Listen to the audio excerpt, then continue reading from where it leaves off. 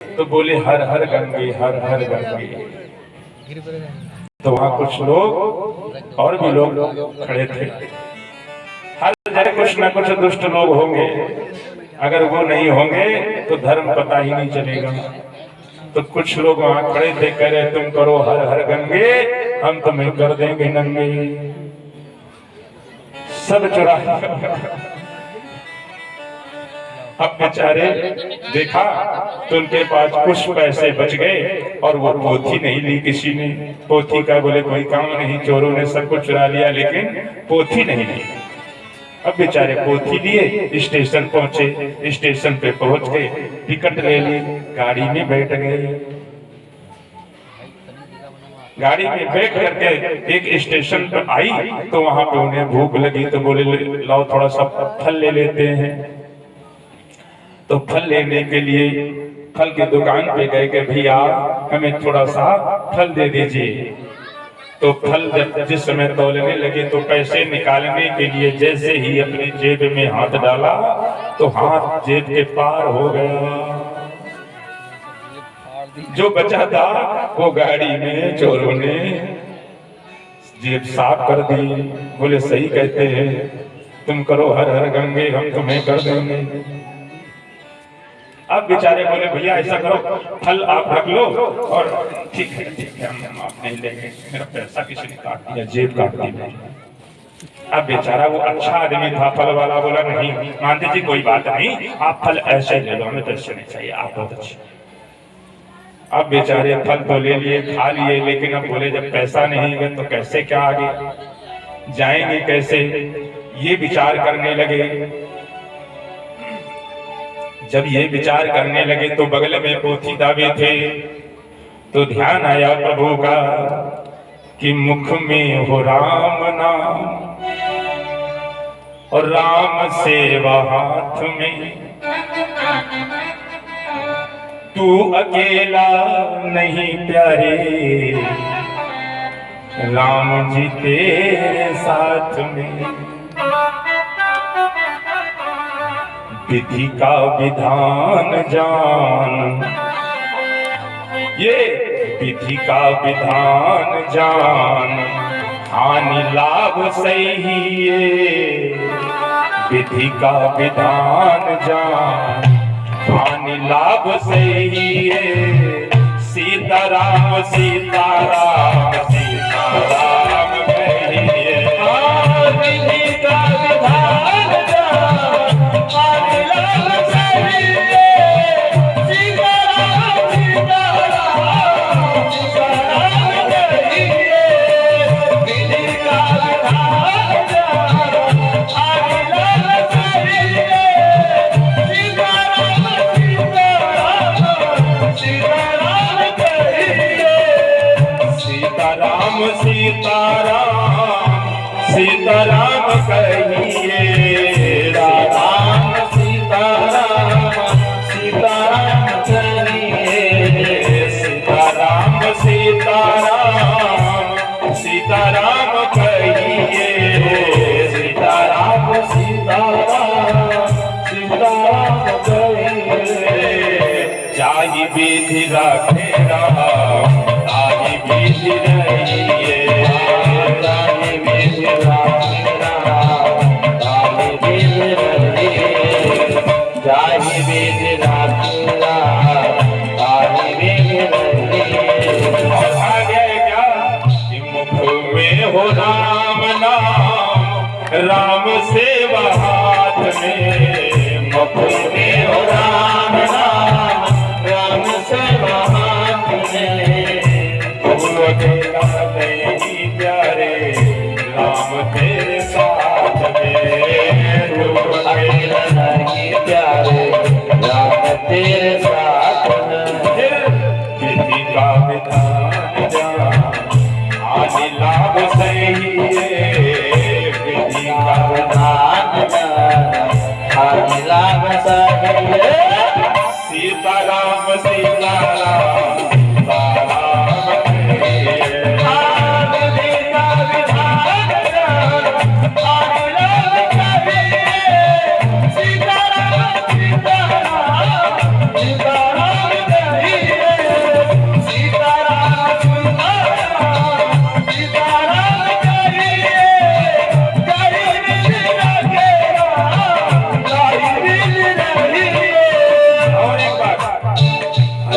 किया अभिमान तो फिर मान नहीं पाएगा, अभिमान तो फिर मान नहीं पाएगा, किया अभिमान तो फिर मान नहीं पाएगा, किया अभिमान तो फिर मान नहीं पाएगा। होगा प्यारे वही जो श्री राम जी को पाएगा, होगा प्यारे वही जो श्री राम जी को पाएगा, होगा प्यारे जो श्री राम जी को पाएगा। इसलिए आशा त्याग सुख कर्म करते रहिए, भले आशा त्याग सुख कर्म करते रहिए, चाहे विधि रखेना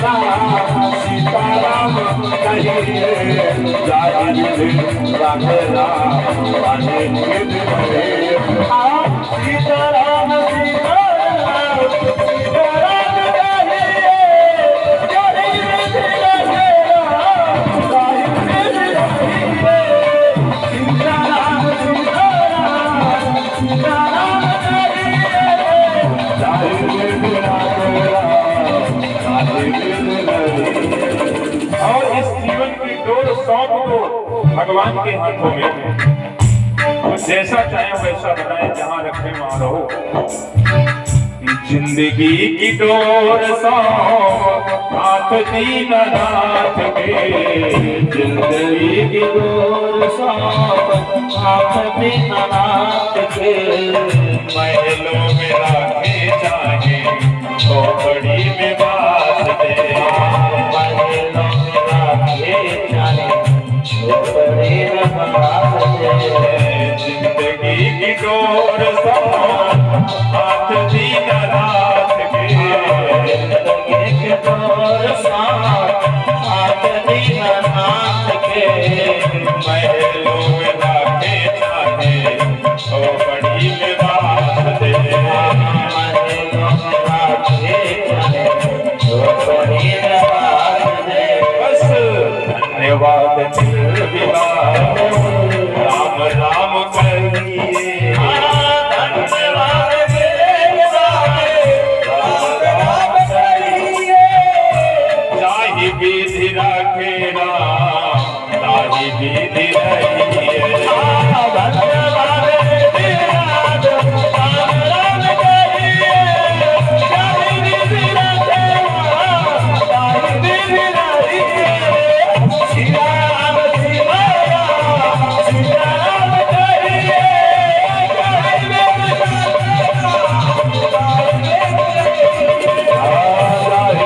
रखे राम ताहि विधि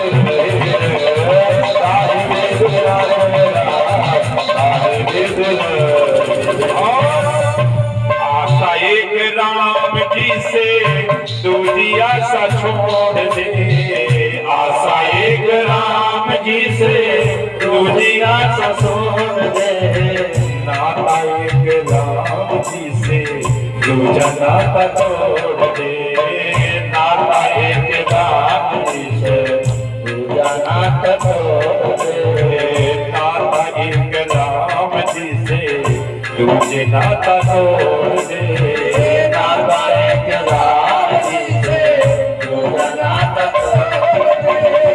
साधु संग राम रंग, साधु संग राम रंग, अंग अंग रंगिए, चाहे विधि रखे राम ताहि विधि रहिए, सीता राम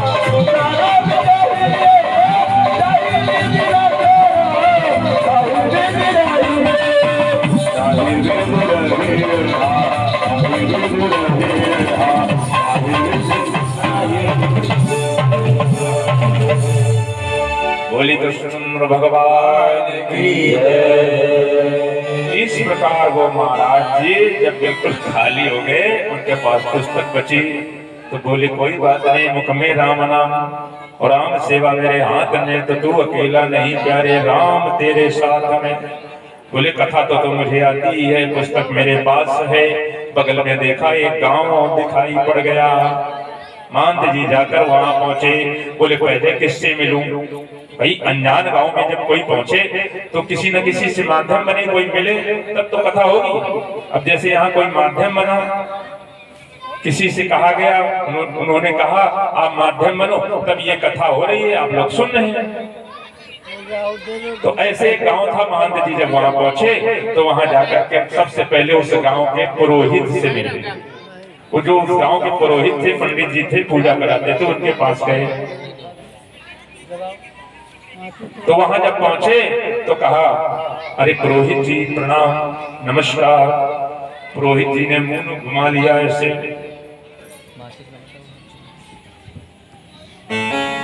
सोहे न नारी नारी के रूपा।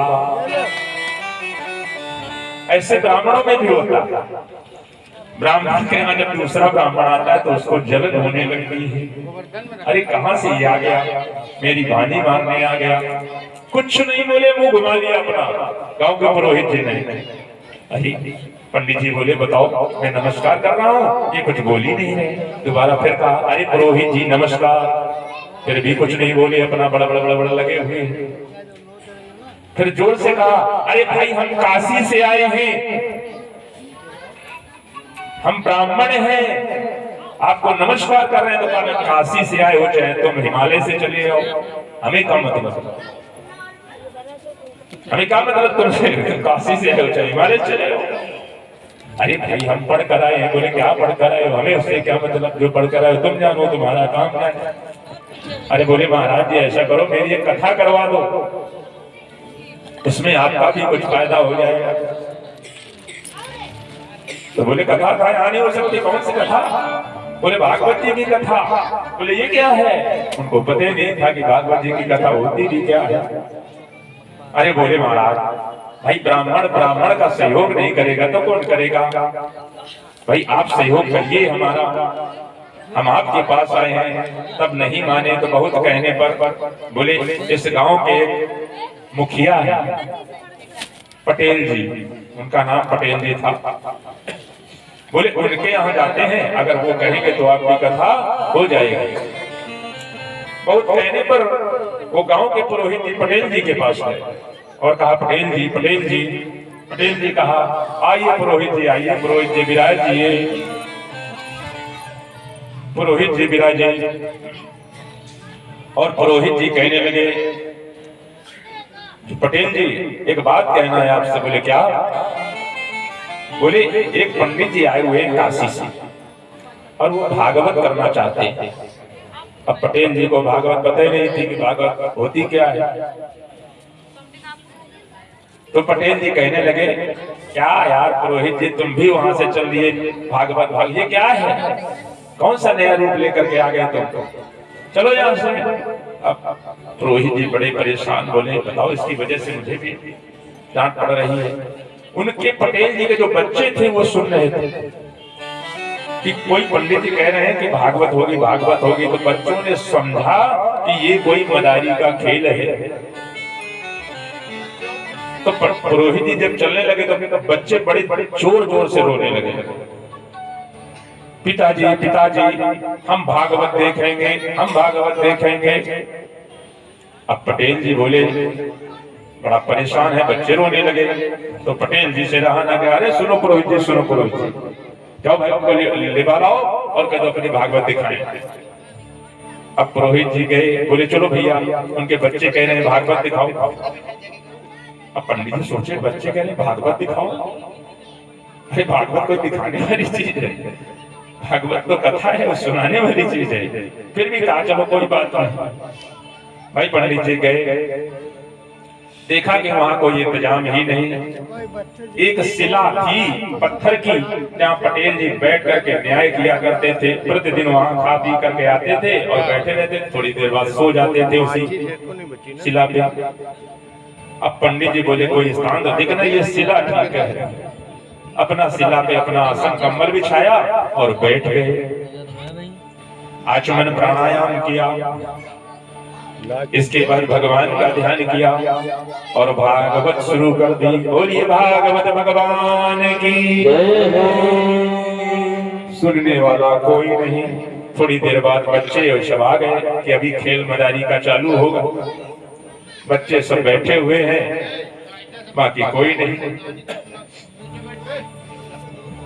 अब पंडित जी भागवत थोड़ी देर सुनाते रहे। थोड़ी देर बाद पटेल जी का तो नियम था, डेली खा करके वहां आकर के बैठते थे और सोते थे। तो पटेल जी खा पी करके आए, देखा जी पंडित जी बैठे।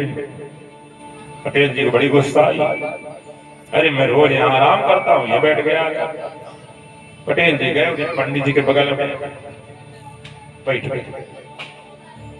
खसको पंडित जी को खसकाया, धीरे से बैठ गए उन्हीं के बगल में। थोड़ी देर बैठे रहे, उनका रोज का नियम था। थोड़ी देर बाद वो सो गए और पंडित जी के गोद में ही सो गए। अब पंडित जी थोड़ी देर तो भाई कथा कहते रहे, थोड़ी देर पैर दर्द करने लगे, कितनी देर बैठा रहे। जब सहा नहीं गया पंडित जी से, तो पंडित जी कहा, अरे पटेल उठो, भागवत हो रही है, तुम सो रहे हो। और सोते में जब किसी को जगा दो तो उसका क्या हाल होता है। अब पटेल जी उठे, लाल लाल आंखें, और पंडित जी के मिला के मारा। पंडित जी कहे अच्छी भागवत, मैं तो मर गया। पंडित जी को भी क्रोध आया, चढ़ाया अपना लंगोट और पंडित जी ने भी उछल कर उनके एक जमा के मारा। अब भैया बच्चों ने कहा कि अब खेल शुरू हुआ, ये है भागवत। अब दोनों लड़ते गुत्थम गुत्थ होते हुए वहां एक गड्ढा था, दोनों उसी में जाके गिर गए।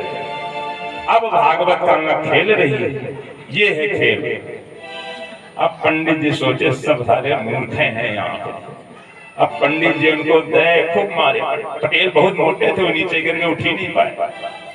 खूब पंडित जी उनको मार रहे हैं। तब उनकी पत्नी ने देखा कि हमारे पति चले जाएंगे, तो उन्होंने हाथ जोड़ करके कहा, हे भागवत महारानी, हे भागवत महारानी, अब मत खेलो, तुम्हें क्या चाहिए वो बताओ। तो पंडित जी भी समझ गए कि सब ऐसे है। पंडित अगर इसके प्राण चाहिए तो इतने रुपए लेकर आओ, जितने आपको चाहिए उतने मिल जाएंगे। दौड़ के घर में गई और जितने रुपए थे कौन गिनता है ऐसे में, वहां प्राणों की पड़ी है तो कौन गिनेगा। पूरी गठरी उठाई और जाके फेंक दी, उसी में बांधे। अब बोले ऐसा करो, सीढ़ी लगाओ। सीढ़ी लगाई गई। अब पटेल के वही जो गठरी बंधी थी पैसों के, एक और मारा और पंडित जी ऊपर चढ़कर आ गए और खेलते हुए चले जा रहे, उछलते हुए।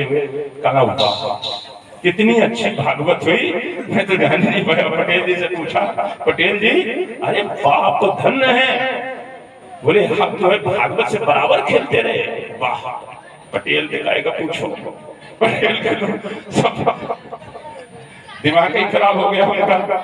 तो ऐसी भागवत कहीं कहीं भी होती है, किसी को पता नहीं है, ज्ञान ही नहीं है। इसलिए ज्ञान का होना भी जरूरी है। इसीलिए भागवत में पहले दिन महात्मा बताया जाता है कि भागवत जी हैं क्या, भागवत से होता क्या है, इससे कौन कौन शिकार होते हैं, इससे तरण तारण होता है। ये तारने की कथा है। सुखदेव जी ने परीक्षित जी को सुनाई, परीक्षित जी तरण तारण हो गया। जो 7 दिन में जाने वाले उनका तरण तारण हुआ, धुंधकारी का तरण तारण हुआ। ये वो भागवत जी हैं। तो इस भागवत के बारे में जानिए, ऐसा नहीं तो पटेल की तरीके कहानी होगी। बोलिए भागवत भगवान की। इधर बलराम जी और श्री कृष्ण के सखा श्री रामा